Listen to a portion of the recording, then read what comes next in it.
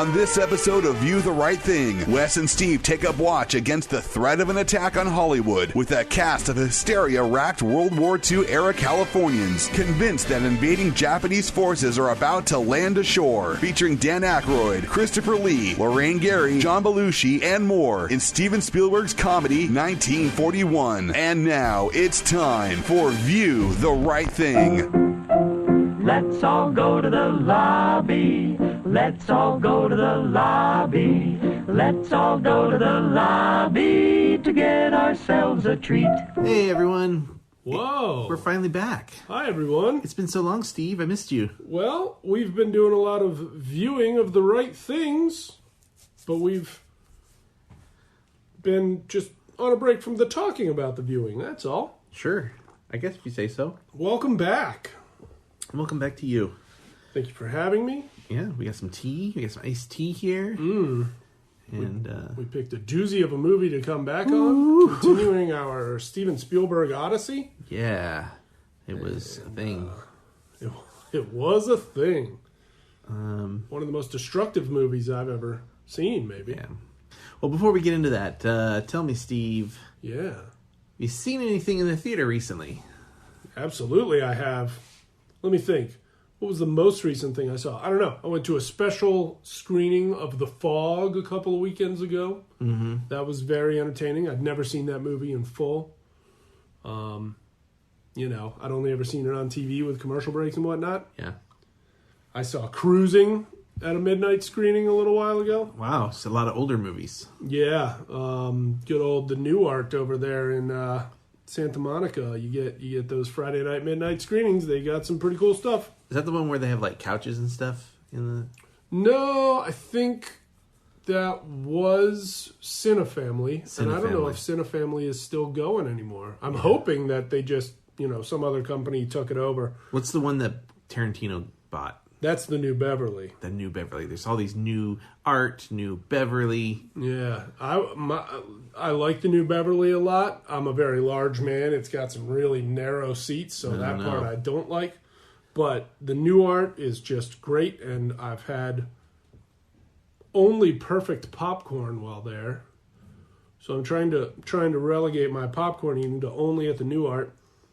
The Vista on Santa Monica has the best legroom in the world. That's just my brief rundown. Saw Mandy in the theater. Oh, excellent. Did you see Mandy yet? I haven't. It's a Legion M movie, the company that I bought into a little bit. It's one of theirs. Well, I saw it in the theater. Did you enjoy it? Weeks ago. I can't stop thinking about it. That's good. I bought it on Blu-ray. Ooh. I have not yet rewatched it. That's exciting. But boy, oh boy, is that something else, that movie. Yeah. Mandy.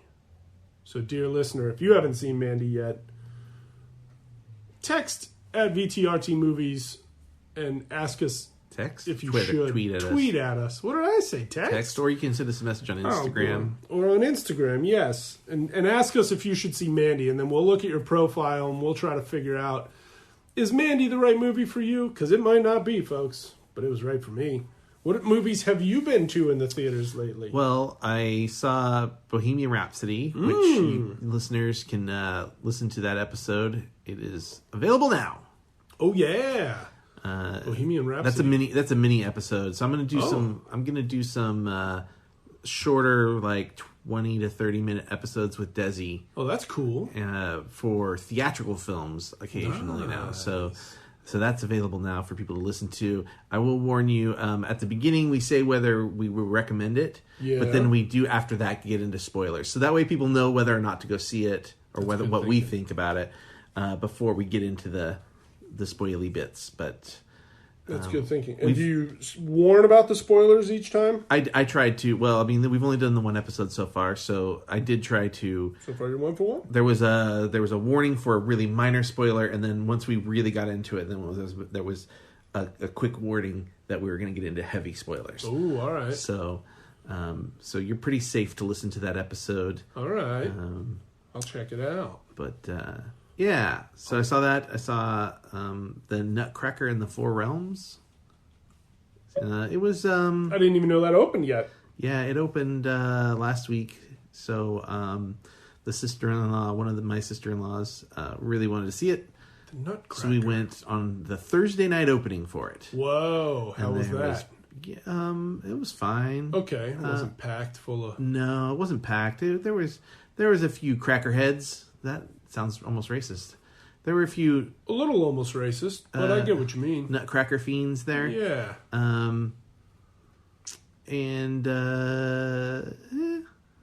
Yeah. You don't need to run out and see it. It was okay. All right. It was maybe middle of the road, just maybe slightly below average for a film. Okay. I think it's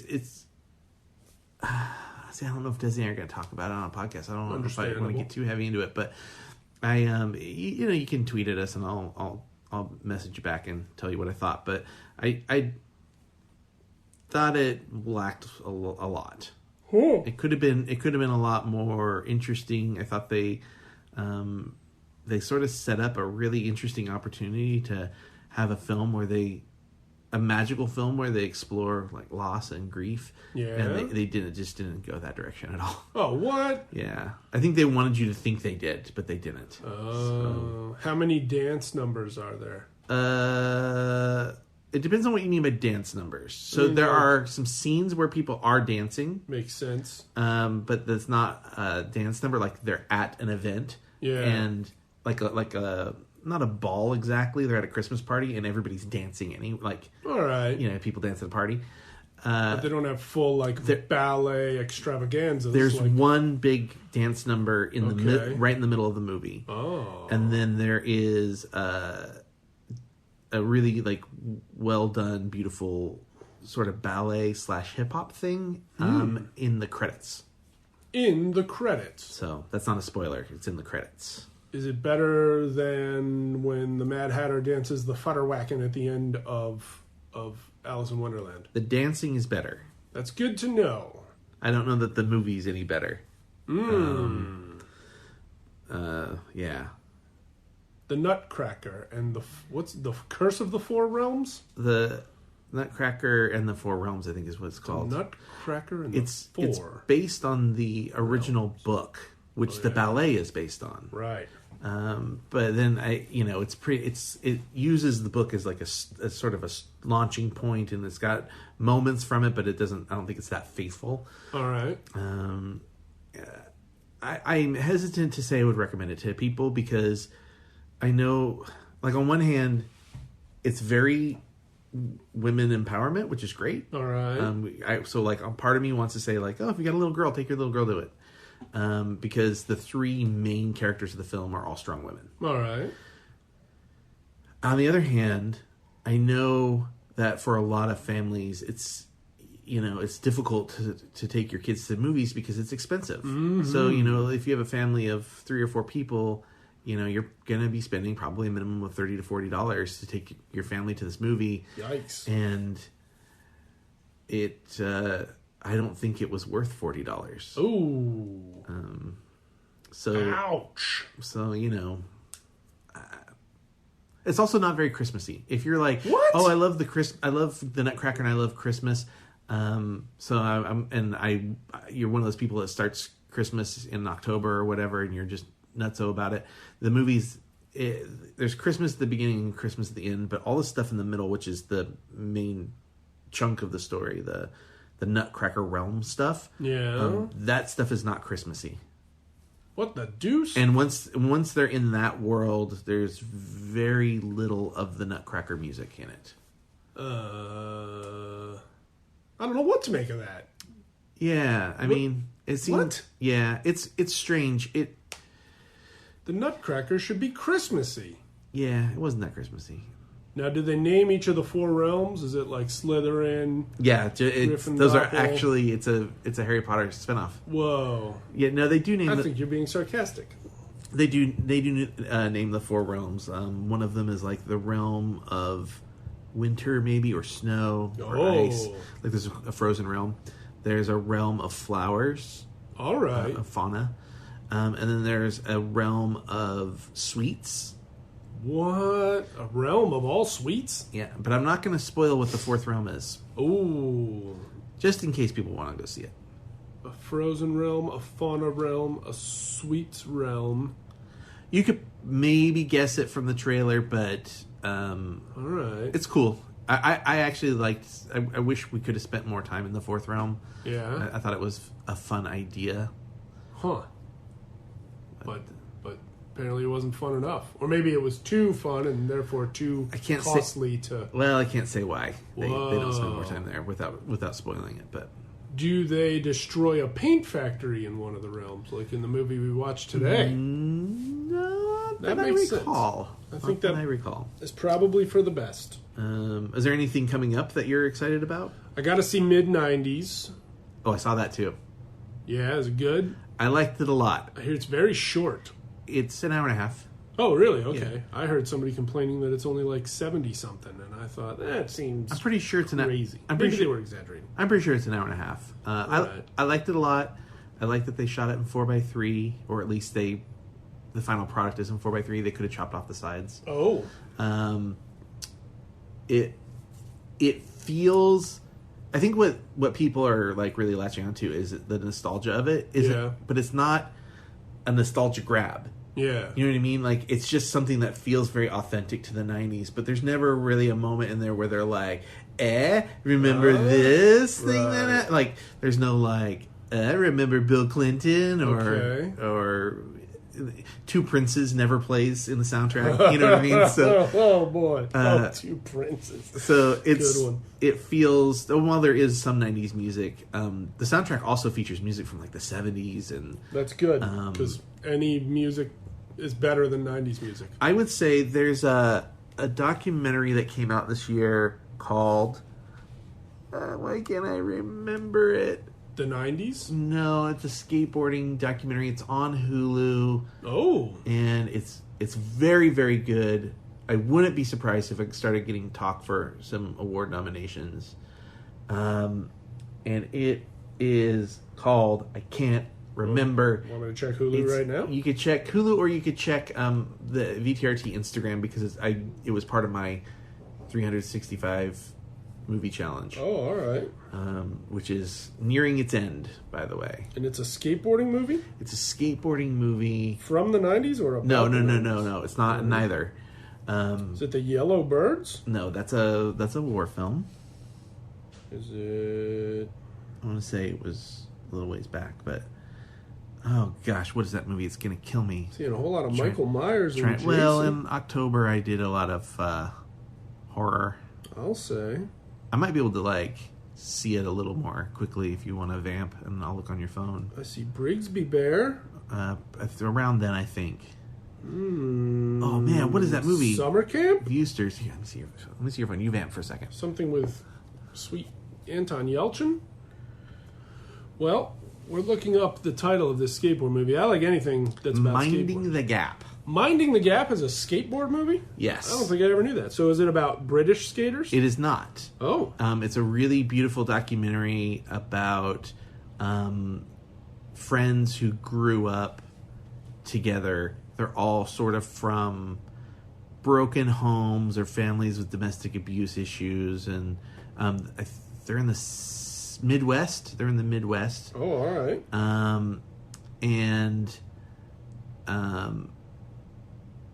Their friend, the director of the movie, had been videotaping them since they were teenagers. Yeah. And so you really get a feel for watching these young men grow up and become adults and face adult decisions and deal with the consequences of things from their families. So the reason I bring that up is it is I think it would be a really nice pairing with mid-90s. All right. They really, Minding the Gap really demonstrates something that I think mid-90s wants you to pick up on but doesn't really explore a ton of. Okay. And that's why skate. Okay. Why do I jump on this board? And mid-90s is just a really beautiful example of that. Interesting. Well, now I gotta watch both. Mid-90s and Minding the Gap are a beautiful example of that. Mid-90s in theaters now. Minding the Gap available on Hulu. Yes.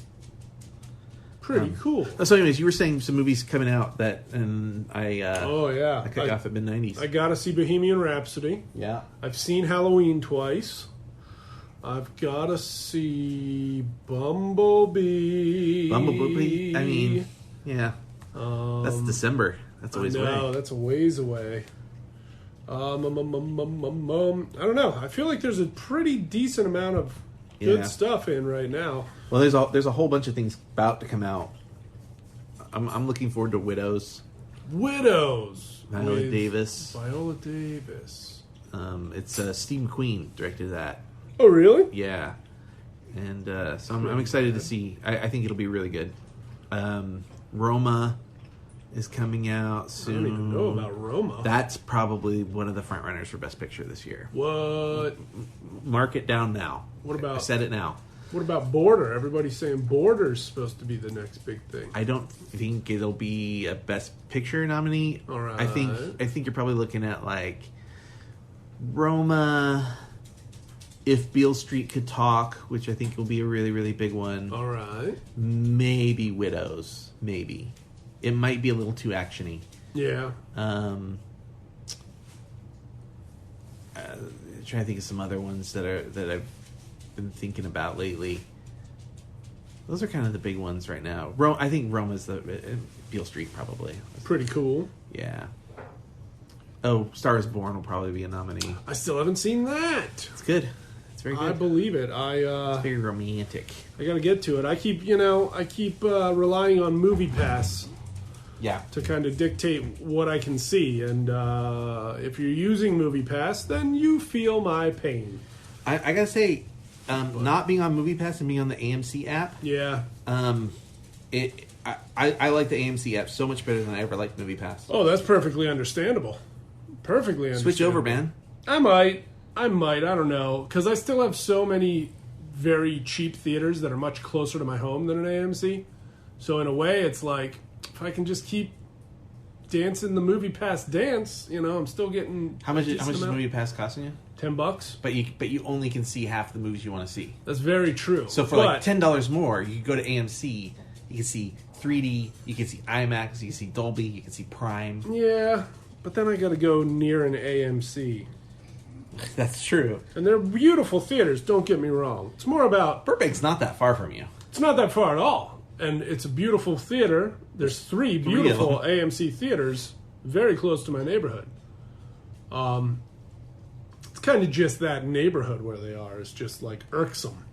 Yeah. It's just like, okay, we get it. Free parking. You figured out how to put a mall outdoors. We get it. But they got free parking over there. I know. I'm there a lot. I'm really just breaking balls.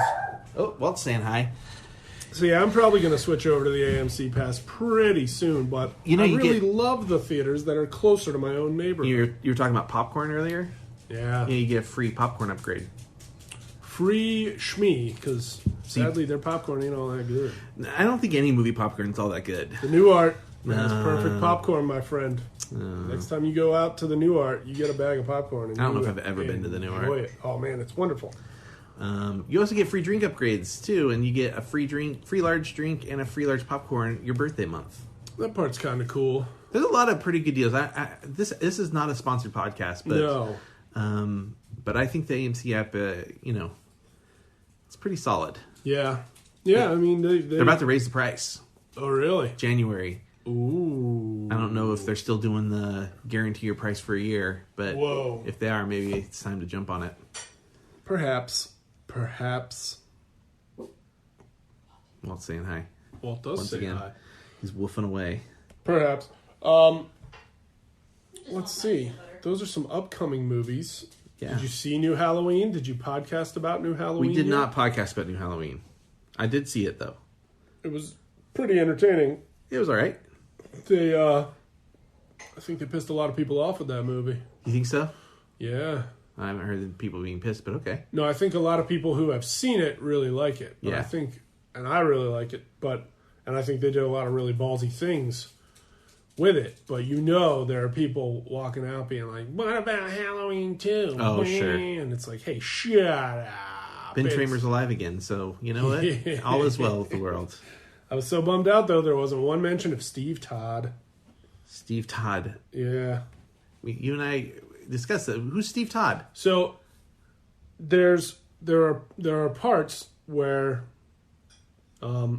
where Annie is talking to Laurie, and they mention Ben Tramer a couple times, but she also mentions I've never heard Steve Todd. See, I used to only ever hear Steve Todd, and then the most recent time I watched it, she said Ben Tramer a lot more. But I looked up Steve Todd online, and tons of people are fully aware of the Steve Todd quotes. And I just think it's funny that a character we never met gets referenced a couple times, at least twice, and his name is two first names, one being my own, and the other being a buddy of mine that I grew up with. That's so weird. I don't remember Steve Todd at all. Let's just watch Halloween again after this, baby. I'm okay with that. Bing, dong, dong, I just watched it. bing, bong, bing, bong, bing. I just watched all except for 3. Again. Really? Oh, I didn't watch Resurrection. I only watched 3 this season. Yeah, it was the season of the witch. Season of the Witch, you know. You got beer, you got masks. There was some season of the witch stuff in the new movie. Yeah, that's true. Oh yeah. All 3 masks make an appearance. Yeah.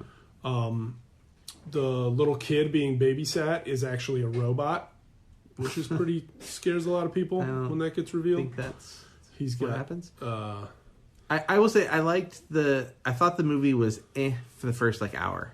Oh really? But I thought the last half hour was exceptional. Yeah, I've heard similar. I've heard some people say man, it was great all the way through. But I have heard a good handful of people saying it's kind of a little bit of a snooze, and then it gets really good. I enjoyed it the whole way. I mean, I had a good time. I just didn't feel like they did anything new or interesting in the first hour. It felt like every other Halloween, especially having just watched all of them. It felt like just it could have been any slide. It could have been Scream. It could have been Scream would have been more interesting because at least there's phone calls. There are phone calls. Part of me wonders, maybe I made the subconscious decision to not watch any of the older Halloweens. Yeah. Specifically so that my brain would be fresh for this Halloween. Well, I wasn't clear 100% on whether or not they were going to ignore H2O and stuff. So apparently they did. And the wife hadn't seen all of them. So we watched them. And it was October and I hadn't seen it in a while, so why not? I'm never going to give anybody a hard time for watching the Halloween movies. I love Halloween H2O. Michelle Williams forever. I said it. Okay. No, all right. I've said it before and I'll say it again. Oh, Wildlife. That's one I haven't seen yet that I really want to see. I feel like I just watched the trailer for that. That's not Michelle Williams. That's Carrie. No. Carrie Mulligan? Mulligan. They do look similar. They do have similar looks. They've got similar looks. I just saw Michelle Williams in something. Oh, yeah, man. Venom. Oh, yeah. She's the lady friend. I'm not a fan of the Venom. See, I feel alone. I feel like everybody else I know is no, Venom's totally good. And I'm like, it picks up in the last half, but it could have been a lot better. There's a lot of fun stuff in Venom, but the movie is a garbage movie that was not made well. I mean, I don't know if I'd go that far, but I do feel like they recycle. They did the same thing that this movie did. Yeah. That 1941 did, where they have a chase scene and they just use the same street over and over and over again. Oh, yeah. Somebody pointed that out. That's an issue. And then the rule with the symbiote that they just decide to ignore for an inexplicable reason. Yeah. This is minor spoiler. It's not a big deal. Venom's been out for 2 months. If you haven't seen it, it's not a huge thing. But they basically set up this rule that if the symbiote doesn't find the right host within 3 days, it dies. There's a 6-month time jump. Right. Where the evil symbiote has been living inside of an old woman for 6 months, but leaves that body for an inferior body to go find a different good body. Does it leave for an inferior body? Well, I thought it left the old woman for a young kid. Yeah, but presumably the kid. It doesn't stay in any of those people except for the person and the one person for why would it ever leave the good host? It's a great point. It doesn't make any sense. It is a great point. And wouldn't you rather watched the villain be an old Asian woman than who it ended up being? Which I'll leave that at least spoiler free. I suppose that could have been a fun surprise. It just happens to be this old lady who was in the wrong place at the wrong time. She got symbioted. It's like if she was a good host, which she clearly was for 6 months. Yeah. Why why didn't he use her, stay in her on the airplane? Why did he switch to the little girl? The only reason is to have the symbiote join with the little girl. There's no thought put into that. That's bad filmmaking. Interesting. Why switch to the little girl? She had a plane ticket. Maybe that's why. He could have robbed a bank with that old woman and gotten the money to buy a plane. The old woman might have had. She was clearly a business owner. She could have bought a plane ticket. Could have bought a plane ticket to what city were they in? Frisco, San Francisco. Yeah. Apparently. Also, the fact that it didn't take place in the MCU really bothered me. Yeah. There was no references to any other Marvel stuff, right? Yeah. Well, they've since confirmed that it does not take place in the MCU. And during the movie, I was like, well, clearly there would be at least some mention of Ant-Man or Giant Man. You know what I mean? If it did, but not in Venom, baby. I don't know. I just I was real let down with that movie. Understandable. I liked Tom Hardy in it. Yeah, I liked their relationship. I thought they jumped to.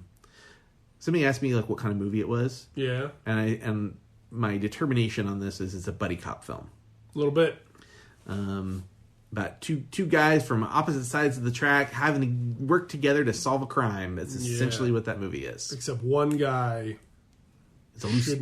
shouldn't be here at all. Well, one's a loose cannon, and one is a more trying to do the right thing kind of guy. Venom the buddy cop. I feel like that should have been the second movie, maybe. I would have liked to have seen more of a dichotomy between the difference. I don't know. I would have liked to have seen Venom be a little bit less restrained. But hey, PG-13. PG-13. I'm sorry. We just went on a Venom.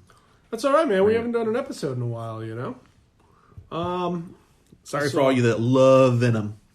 Yeah, I mean, look, if you love Venom, hey, roll with it, baby. I'm glad you went out and saw a movie. Yeah, I saw Lucio Fulci's Zombie at a midnight screening. He's watching all those old movies, huh? Did you ever watch that? You don't. No, is it the original Zombie or is it the American version? I mean, it's from the late 70s. So Fulci made multiple zombie films. Oh, and I think the one that came out here first is actually Zombie 2, if I remember correctly. Oh, all right. This might have been Zombie 2. It starts with a man in a smoky room shooting somebody. I don't remember. And then he says, "Tell the men to get on the boat." And then it cuts to that boat in New York City with no crew. And so the police paddle on out to it and they investigate the boat. And what do you think they find? Zombies. Only one zombie on the boat. And then it's really gross, but a zombie fights a shark. And that part is great. And it's a very real shark. There's another film. I don't want to say it's Italian. I want to say it's something else. Called Premutos. Premutos. Which is kind of in line with the style of filmmaking and just the gore and the graphic effects. Yeah. It's not a good movie. But it's There's kind a lot of those. Kind of fun to watch. All right. It's got a lot of slow moments interspersed through it. The exposition where they explain or trying to explain the zombie demon thing is kind of boring. Okay, but it's supposed to be one of the most the goriest films ever made. Gross, but it's in line with the Fulci zombie stuff. Fulci Zombie is very gross. I don't remember who did. It's a disgusting movie. Premutos. I could look that up. It's a disgusting movie. But yeah, zombie in full makeup under the surface of the ocean, fighting a shark, getting his arm chomped off. It's kind of magical. It's a magical moment. It's German. Olaf Ittenbach. Olaf Ittenbach, the man who would go on to create the first actual human centipede, not the movie, the actual horror show of sewing people into a human centipede. We shouldn't pretend that's really happening anywhere. But if it is really happening anywhere and you know about it, you call the police on that human centipede, folks. On a centipede? Well, on whoever is the centipede's dad. I don't know what Centipede dad? The centipede's creator. Should we dive into... Yeah, we should. I kind of don't want to. You don't even want to? No, I do. We need to talk about it because it's Spielberg. We're on the Spielberg Odyssey. I know. You know, it's funny. I didn't think the movie was that bad. I just thought it was not very funny and kind of boring in moments. Like, it was too long. Yeah. The plane chase sequence that they went down the same street over and over again. That was also too long. Got quite a bit repetitive. You know, I remember really thinking it was a hoot when I was a little kid and it would show up on TV, but I don't know if I ever saw it from beginning to end in one sitting because it was, A, it's long, B, there's commercial breaks. And so I only ever remember catching a few moments here and there. You know, the falling in the big hole in the front yard that the little brothers did. I remember that. I remember the Ferris wheel stuff. I forgot how completely destructive that movie is. They destroy so much stuff. Other than like a clip here and there, the only scene I had seen in its entirety was the opening with Susan Backlany. The Jaws sequence. The swimmer from Jaws. Yeah, that's right. They start the movie very similar to how Jaws starts, with the same woman going into the ocean to take a skinny dip. And she even does the leg thing she does in Jaws, where she sticks her legs straight up in the air and then just sinks down. Yeah, the pointed leg sink. Yeah. And then, I guess fortunately for her, instead of getting chomped to death by a shark, she winds up holding on to I don't know what that thing even would be, like an antenna?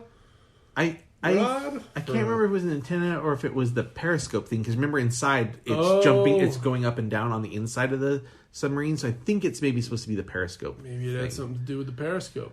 So, poor lady, she's clinging to that naked as the sub emerges from the Pacific Ocean right off the coast of Los Angeles.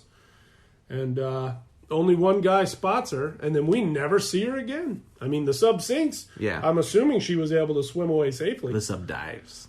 But then we never see her again. And then another guy who gets taken onto the sub and then escapes, and we never see him again. Slim Pickens. Was that Slim Pickens? Slim Pickens. That's great. I'm going to reveal just a fun childhood story right now. Yeah, about Slim Pickens? I guess so. So, all since my childhood, we're talking about, the 3 or 4 main blocks that I grew up on.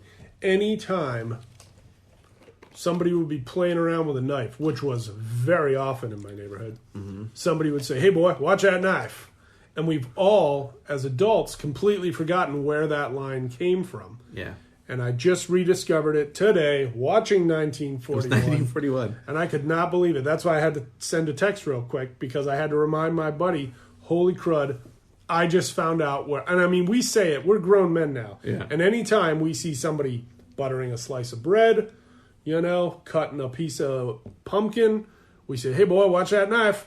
And none of us could remember where it was from. And it turns out it was from 1941, being on television all the livelong day when we were children. View the Right Thing strikes again. View the Right Thing strikes again. It unlocked a door to the past. And I'm going to go knife shopping after this. Whoa. I probably won't. So, what did you like the movie? I mean, it had enjoyable moments. There were some certainly, impressive moments from a filmmaking standpoint. There were some weird things in it, though. Yeah, absolutely. There's a lot of racist humor going on. Yeah, it was in today's lens just doesn't wash anymore. Yeah, well, I mean, it's kind of it takes place in the 1940s, so I get it. But it still is nowadays kind of a shock to see. I think more so when it's a movie that's a modern made movie. Yeah. Excuse me, if it was a movie that was made in 1940s and it had that stuff, it wouldn't feel as awkward to me. But the fact that it was made in the 80s and John Candy's character is so upset that he's got soot on him and it makes him look black that it doesn't play as well. No, I can agree with that. And I guess it didn't play as well back when this movie came out, because it didn't do very well, right? So, from my understanding, the movie actually did okay. Okay. In terms of Steven Spielberg, it was a flop. Right. Keep in mind that he had done Jaws, which was the biggest film of all time, and then he did Close Encounters of the Third Kind, which was also very well received. Great success. And then he does this. Yeah. And I think it made its money back. I think it did okay, but compared to those other two films, it was considered a flop. Wow. But I mean, the movie is nominated for 3 Academy Awards. 1941 was nominated for 3 Oscars? Yes.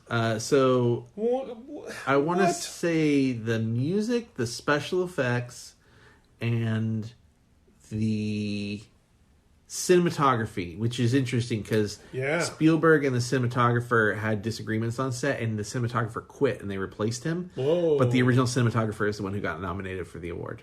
Wow, okay. Yeah. That's pretty darn weird. Yeah.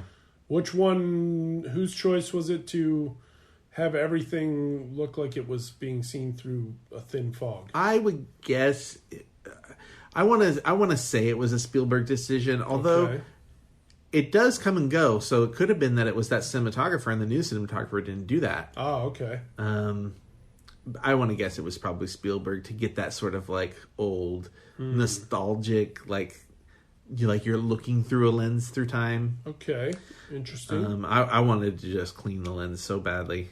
Yeah, it really bothered me through, like, especially the beginning of the movie. It was so distracting and hard to see. Yeah, it's a very what do they call that when that happens? Not quite foggy. Foggy doesn't seem like the misty. It's got a very misty look. I don't know. Well, it's the very. It's the dewy look. No, not dewy.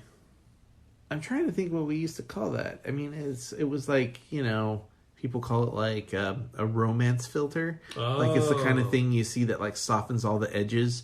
Like you see it in like 1980s soap operas and stuff. Yeah. A romance filter. But I mean, I'm sure it's got some technical.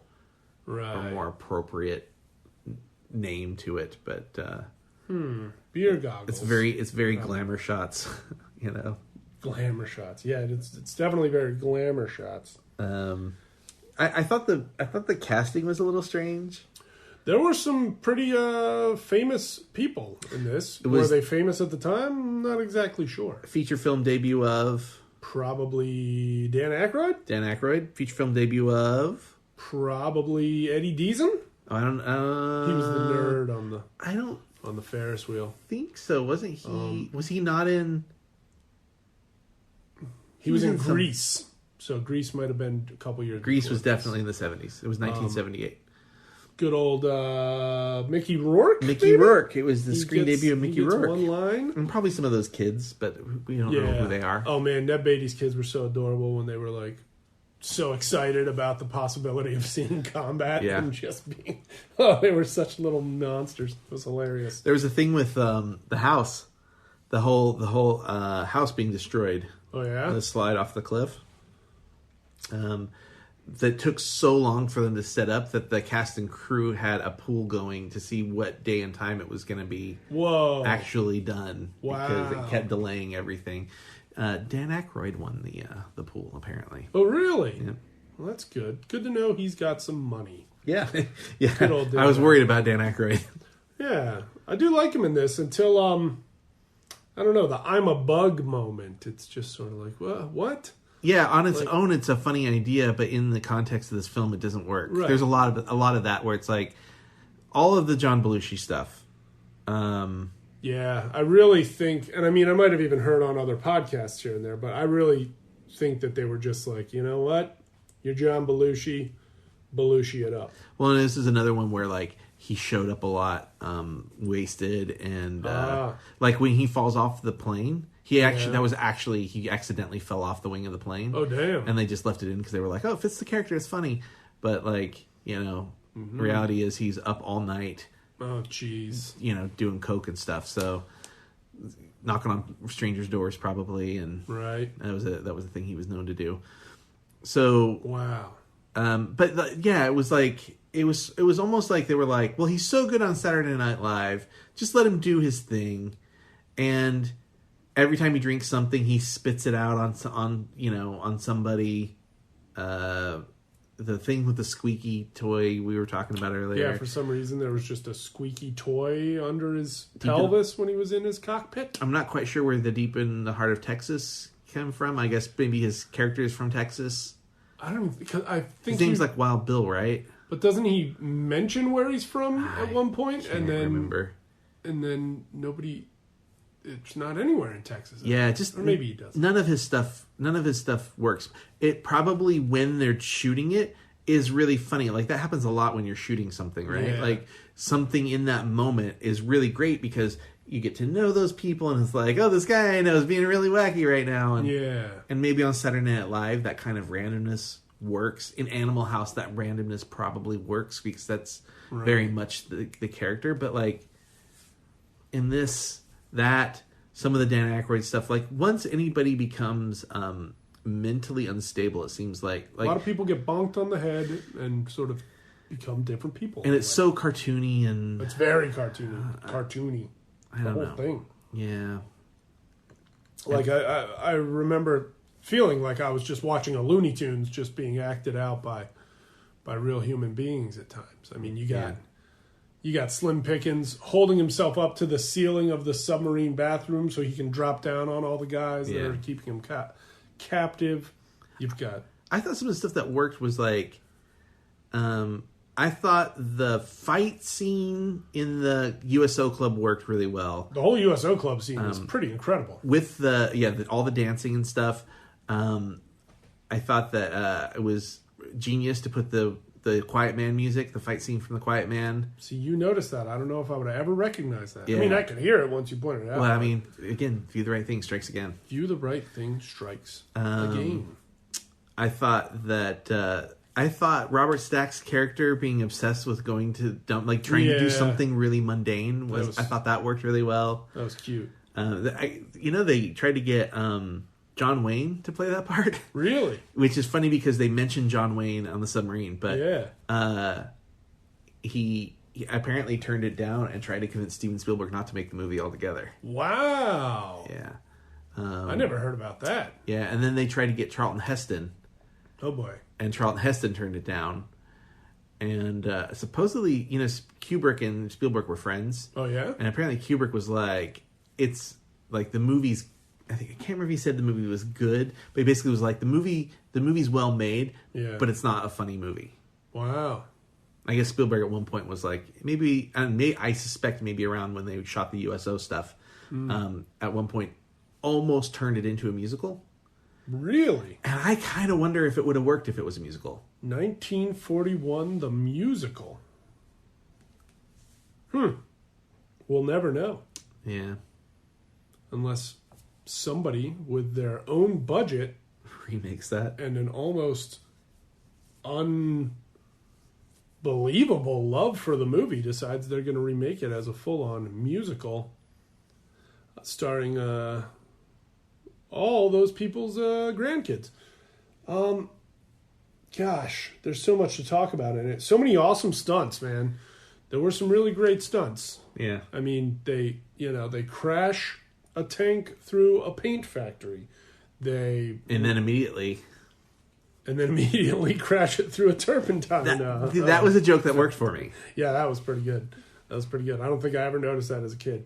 But I mean, like Treat Williams and Wendy What's-Her-Name on the Rogue sidecar that's just smashing and jumping through all this crazy stuff. Yeah. The whole dance club fight scene is, I mean, there had to be 200 people in that room.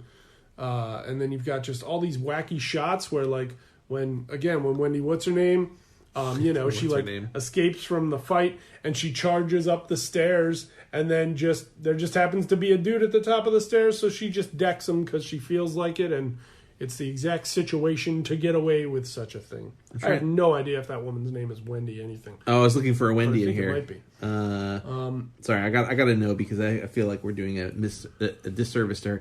She's been in some great stuff. Oh, man. She was in so much stuff back in the 80s. Patti LuPone was in this? Patti LuPone was the bartender who tries to offer the deviled eggs to Treat Williams. And then she shows up in a lot of other shots after that as well and has a couple lines here and there. Wendy Jo Sperber. It was Wendy something. Wendy Jo Sperber. She's somebody's sister in some 80s movie, right? I mean, Back to the Future.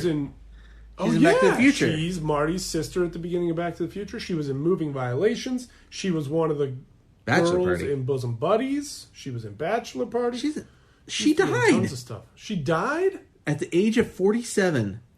Wendy Jo Sperber died. Remember at the beginning, I was like, "We haven't seen her in a long time. What happened to her?" Oh, that's real sad. That's very sad. I'm real bummed out about that. She was really a lot of fun to watch. Yeah, she did. She always did good, funny work. I mean, in this, when she gets introduced, her and the other girl come out of the car, and she's just like dancing the whole time they're maniac. talking, and it's really so fun to watch. Yeah, and it's like she's walking toward the house, talking to her friend, but everything is a dance move, and it's pretty hilarious. Apparently, she was a dancer in Greece. Well, there you have it. She was on Bosom Buddies, the TV show Private Benjamin. Oh, I forgot Private Benjamin had a TV show. She was in so much stuff. Married with Children, Dinosaurs. Who was she in Married with Children? Oh, this is like an episode. Sandy Jorgensen. Sandy Jorgensen. Yeah, good old Sandy Jorgensen. And yeah, I think someone's home. Do we have an arrival? An arrival is somebody coming in the door. Say hi. Hello. You're on the air with Kylie. You the Right Thing. Kylie's here. So, where were we? I lost my place. Talking about crazy stunts. Oh, poor Wendy Jo Sperber. I'm just, it's really dragging me down here. Well, it's the circle of life, my friend. Yeah, but 45? It's heartbreaking. I think it was 47. But still, that doesn't ease the blow in the slightest. 47, you're right. But still, 47 and 45 are not that different. I mean, Steve, I know. We're getting up there. We're climbing that mountain right now. The mountain of time and inevitable age. Christopher Lee. Christopher Lee, we haven't even mentioned that Christopher Lee plays the Nazi who's riding along in the Japanese sub for research, I guess. Is his real life pedigree war hero, Christopher Lee? Is his pedigree? It's not German, right? Like he's not. Pretty sure he's English. I thought he was like British or something, right? Yeah. But he spoke German very convincingly. If you didn't know it was Christopher Lee, you probably wouldn't recognize him. I'm gonna let you in on something. Have you ever been to England? A lot of Germans? No, but English people, when you go to England, they all speak at least French and usually at least one other European language because they're just educated a lot better than we are. There's people who speak another language, and then there's people who speak another language so well that you believe that they're German. And I was like, does Christopher Lee was he German? I was like, well, if I'm not mistaken, wasn't he? He was definitely in World War II, and you can look him up. I'm pretty sure he had some pretty intense run-ins with the Nazis, so he probably learned German, and then maybe knowing German helped make him pretty. What's the word I'm looking for? Instrumental in a lot of his World War II duties and assignments and what have you. Yeah. But yeah, there was all those Chuck Norris jokes that have gone around for years. And then recently somebody put together one about how Christopher Lee is actually way more impressive than Chuck Norris will ever be because he really took a Nazi knife to the gut in actual combat one day and all sorts of wild stuff. That's crazy. Yeah, dude, that guy is intense. Toshiro Mifune. Was he the captain of the sub? Yeah. Cool. He also, I believe, was a World War II veteran. Whoa. And apparently, the actors on the submarine were a little. They didn't take any of it seriously. Yeah. And I guess one day he just slapped one around and was like, "This is not how they would have acted on in the war," and da da da.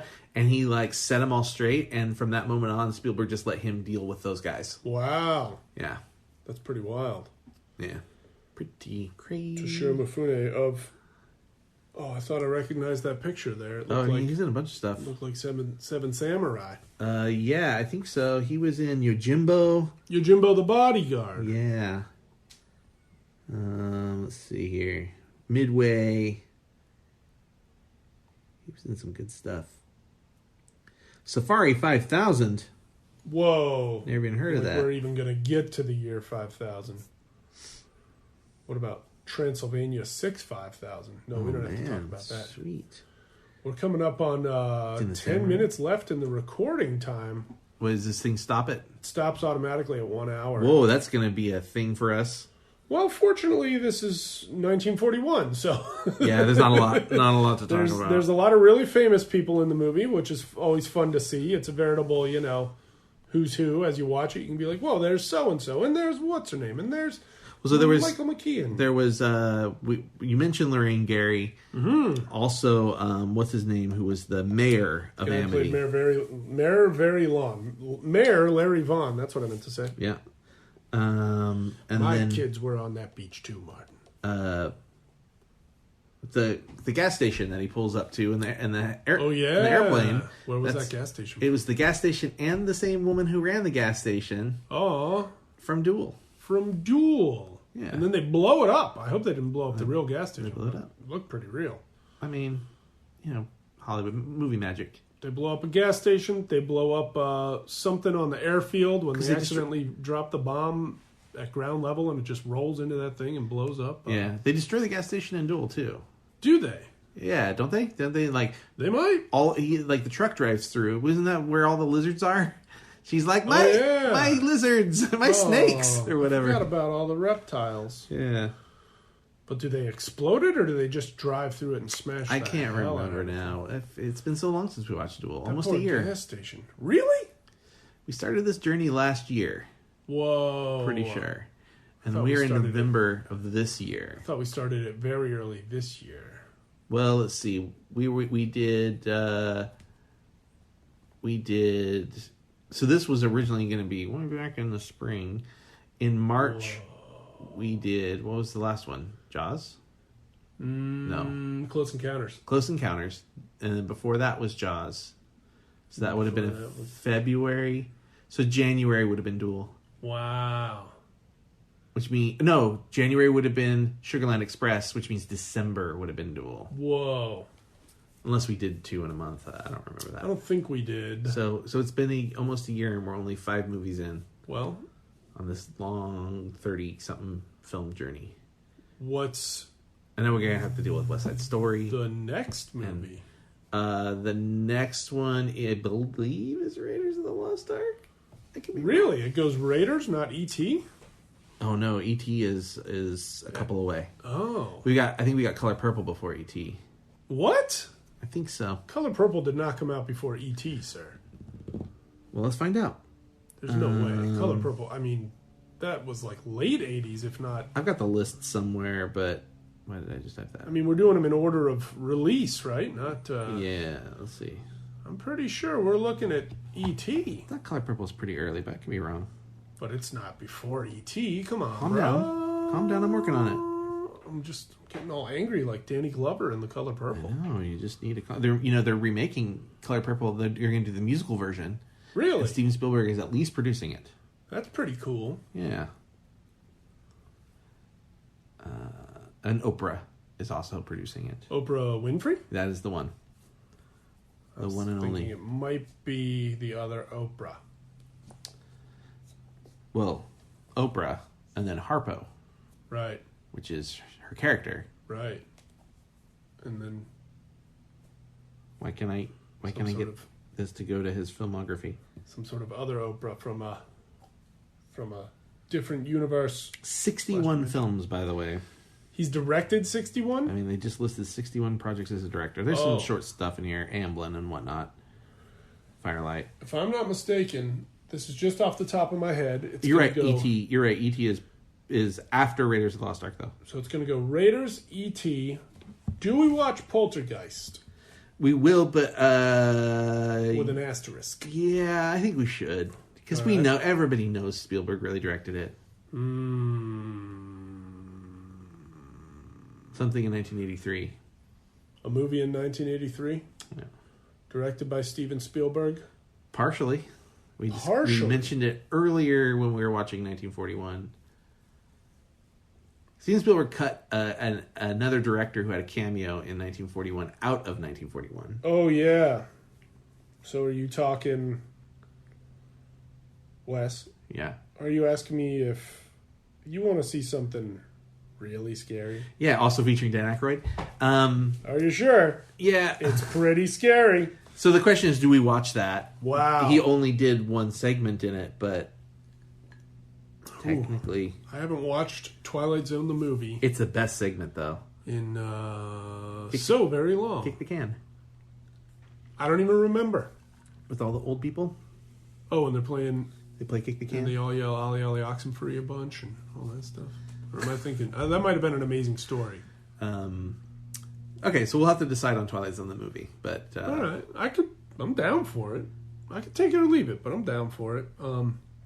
We got Raiders, we got E.T., it sounds like maybe Poltergeist, we got Temple of Doom, then Color Purple. Temple of Doom. I don't know why I thought Color Purple was so early. I was listening to a podcast recently, and they were covering, I think, Temple of Doom. And the host pointed out, he was like, you got to understand, like, the guys making this movie, they weren't even sure if they could ever come back to America because of what happened with Twilight Zone. And he's like, so, when they're making this movie, you can tell these are a lot of really angry guys making this movie.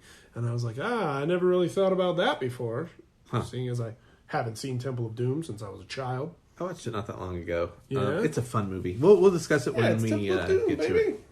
It's actually my favorite of all the Indiana Jones films. That one's your favorite. My favorite. I'm not saying it's the best made. I'm saying it's my favorite. More so than the pilot episode of Young Indiana Jones Chronicles. Yes, that's not a movie.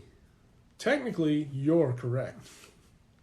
All right, I guess we're gonna wrap it up. I don't think We've got 3 more minutes. Is there anything else we can say about 1941 that hasn't been said? Well, if you're thinking about revisiting it, they pretty much take a racist jab at almost everybody you can think of. Yeah, well, the movie when they wrote it was called "When Japs Attack." Oh my God! Really? Yeah, I do not mean to offend anyone. I'm just saying you're quoting. I'm just quoting. I get you. That's a much different title. How lovable was Ned Beatty in this movie? He's lovable. When he shows up at the beginning, he's got paint on his nose. Yeah, which we don't know why. I mean, he was out dealing with paint, so presumably he was painting something. Why the gun? Was he painting the gun? Carrying the gun around while he goes to get paint from the garage. And maybe he was painting the gun.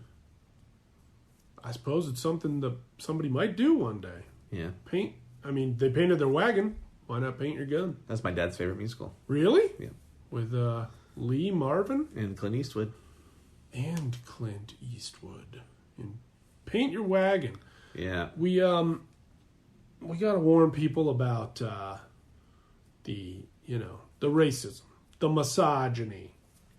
I mean, girls are literally just getting dragged around by soldiers and sailors and Marines at the USO, just like, guys are just grabbing them by the wrist, laying claim, dragging them away. I was really hoping that one dude would get in a fight with Treat Williams, because it looked like that one guy was about 7 feet tall. Man, that Treat Williams, I got uncomfortable in the scene where he dragged her into the car. Yeah. It was too rapey. Sure it was.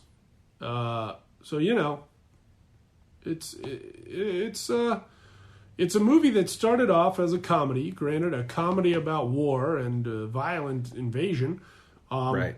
And all these years later, it's also a lot about misogyny and racism. It's got its problems. 1941, you've got your problems. So if you're thinking about revisiting it, if you're thinking about showing it to your kids for nostalgia purposes, you're being warned right now. We're warning you. All right. Until our next episode is Born Under a Wandering Star. Everyone, we'll see you next time. Bon Cinema.